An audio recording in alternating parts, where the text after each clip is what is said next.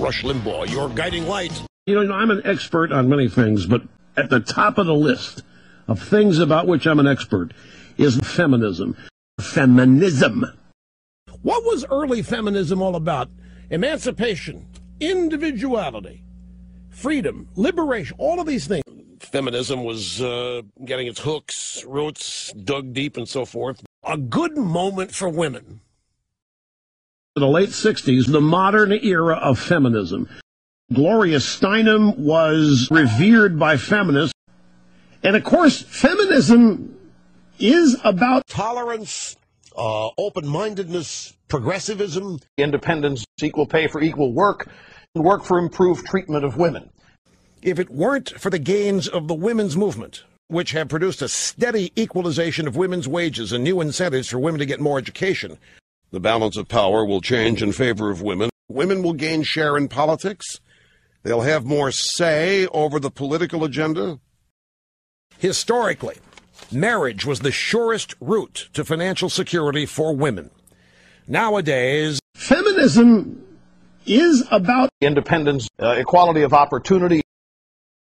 Mainstream feminism today is about women's health, women's reproductive rights, birth control, contraceptive coverage.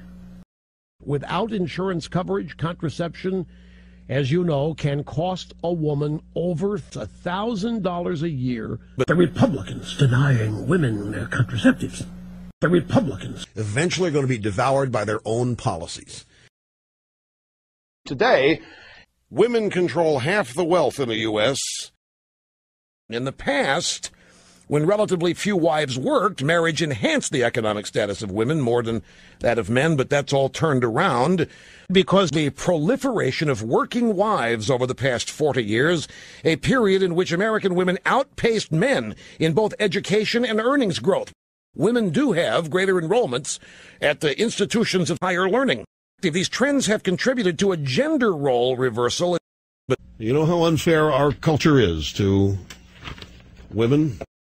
Now, the definition of a misogynist is a man who hates women, says she's a slut, a prostitute. Where do these premises come from? What have we done with our hearts? How did we become so cruel?